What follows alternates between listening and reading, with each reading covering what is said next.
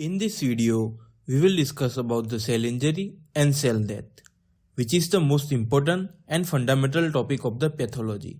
So, let's begin. More than 100 years ago, a scientist named Rudolf Virchow, which also considered as father of cellular pathology, has given the concept that all disease begins at the cellular level.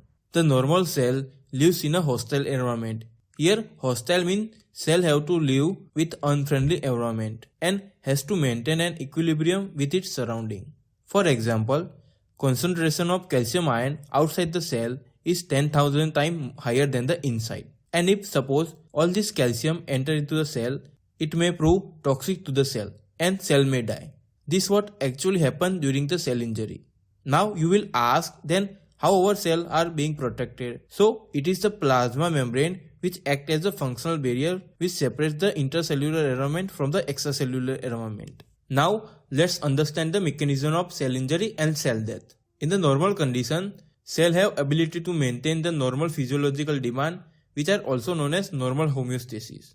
But sometimes due to the more excessive physiological stress or pathological stimuli, forces the cell to adapt the situation, which also known as cellular adaptation.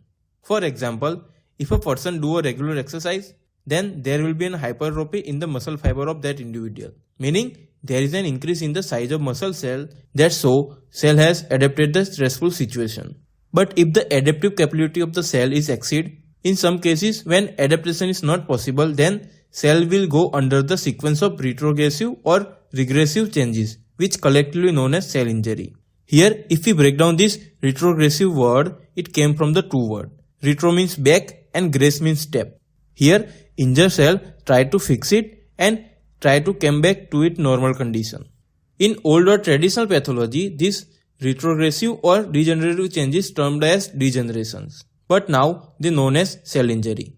And these cell injury are two types: reversible cell injury and irreversible cell injury. In reversible cell injury, as you can understand from its name, that injury is reversible and cell return to a normal state. But if with the severe and persistent stress, the cell reaches a point of no return, and this type of injury becomes the irreversible injury, and then cell die. And this cell death happen in two ways. First is a necrosis, which is the premature cell death, and apoptosis, which is the programmed cell death. And I will discuss about it in a details in upcoming video. So subscribe for more. To sum up this video, there is a normal cell, right? And if stress or workload comes, then cell may adapt to this situation, right? But if cell adaptation capability exceeds, then there is a reversible injury. In that, cell return to a normal state after some degenerative changes, right? But if there is a severe stress, then there will be an irreversible injury and cell die.